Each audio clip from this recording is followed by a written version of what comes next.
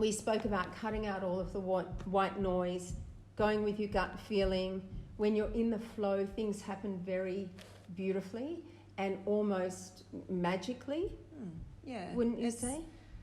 Yeah, it evolves and happens, and I think it's really nice to as well be able to adjust your idea. So say you're in the moment, you're setting something up and you've got all these beautiful branches and they're all kind of facing the opposite direction.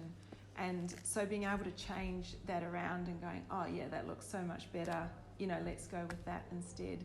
Just kind of being open to the idea that you can adjust it to make it look the very best it can, and not being, I have to do it that way because that's, what I said, but being able to adjust it. Yeah, absolutely, being open and flexible. And in the end, in that final hour, everyone's opinion is important and valid. Yeah.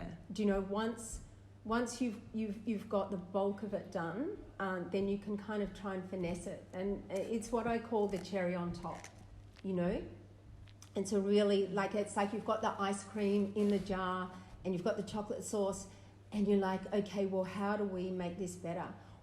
In what format could this be better? And then, you come with the cherry and you just put it on the top and it's like, that's magic. Sometimes you just know, and sometimes it's taking something out as well. Yes. A lot of the time people try and almost fill in too much. And a lot of, I know when I look at things, you have to take the negative space into it just as much as, the things that you're bringing in.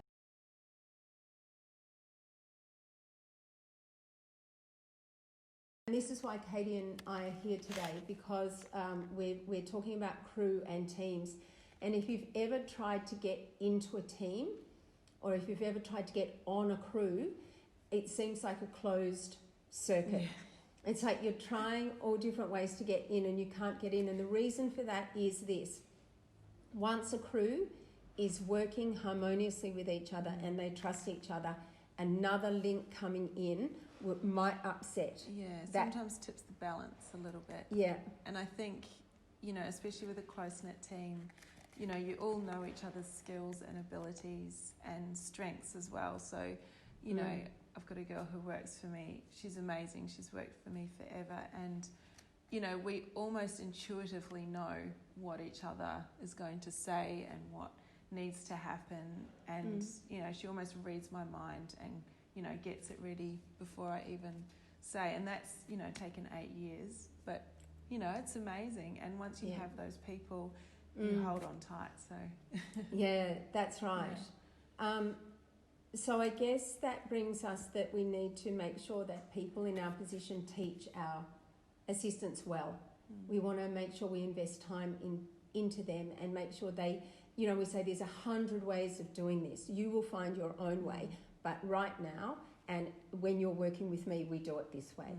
And I think there needs to be a lot of clarity around that. Sometimes you might say, I don't care how you do it. You work out a way to do it, but I need this here. To look, and I want it to look like this at the end. That's right.